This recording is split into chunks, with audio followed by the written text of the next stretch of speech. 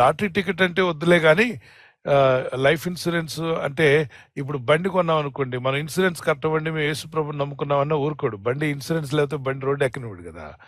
అదొక రూల్స్ పెట్టాయి, government rules పెట్టాయి. మరి ఇన్సూరెన్స్ ఉండాలి, ప్రతి బండికి బైక్ ఉండాలి, కారుకుండాలి. ఎంత పాస్టర్ గారి కారుకైనా ఉండాల్సిందే, లేకపోతే బండి నడవనివ్వడు. ఏ సందర్భంలో ఏం జరిగినా కూడా ఇన్సూరెన్స్ క్లెయిమ్ చేస్తున్న ఉద్దేశంతో ఒక రూల్ తీసుకొచ్చాను.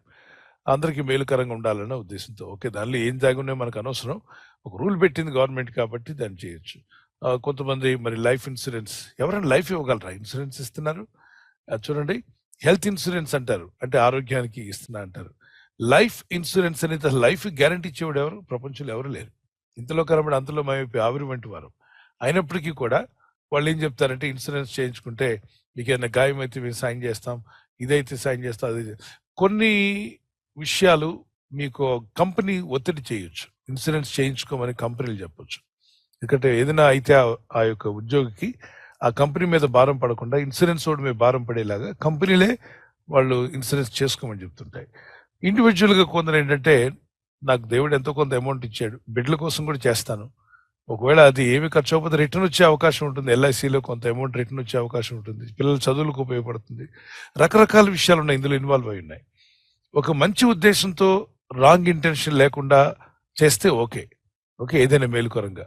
అలా కాకుండా ఏమో నేను చనిపోతానేమో, నాకేదో అయిపోద్దేమో, అప్పుడు వీళ్ళందరూ నన్ను కాపాడతారు కదా అంటే మరణ భయముతో ఇన్సూరెన్స్ చేయించుకోవద్దు. కానీ ఆయా సందర్భాలు మీకు అవసరమని తెలిస్తే, అది మీ యొక్క కుటుంబానికి కానీ మీ ఇంటికి కానీ ఉపయోగపడుతుంది అని తెలిస్తే మీరు చేయించుకోవచ్చు. దానిలో తప్పేం లేదు. దాన్ని నువ్వు దేవుడు నేను లెక్క అడిగి నువ్వు ఎందుకు చేయించుకున్నావు అని అడిగేది కూడా ఉండదు.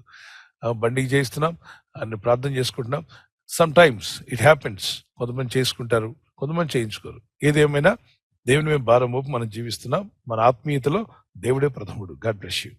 ఇన్సూరెన్స్ల కన్నా దేవుడిచ్చే అష్యూరెన్సే మనకు కావాలి. Insurance, assurance. దేవుడు అష్యూరెన్స్ ఇస్తాడు, మనుషులేమో ఇన్సూరెన్స్ ఇస్తారు. God bless you. లాటరీ టికెట్లోకి వెళ్ళొద్దు.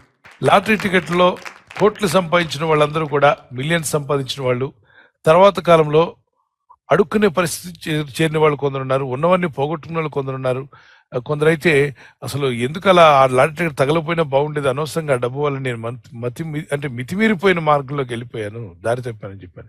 కనుక మన కష్టాజితాన్ని దేవుడు దీవిస్తే చాలు అని ప్రార్థన చేసుకోండి. యోబు గ్రంథం 1వ అధ్యాయం 1 నుండి 10 వచనం వరకు యోబు కుటుంబానికి దేవుడు కంచి వేశాడు. ఆయన చేతుల కష్టాజితాన్ని దేవుడు ఆస్వాదించడం వల్ల ఆ దేశంలోనే గొప్పవాడయ్యాడు. దానికన్నా గొప్ప లాటరీ టికెట్ మనకెందుకు? మన దేవుడు దీవిస్తే చాలు. ప్రార్థన చేసుకోండి. యెహోవా ఆశీర్వాదం ఐశ్వర్యం ఇస్తుంది. సామెత 10:22 వచనం చదువుకోండి అందరూ. సామెత 10:22 రోజు వాగ్దానం పెట్టి ప్రార్థన చేయండి.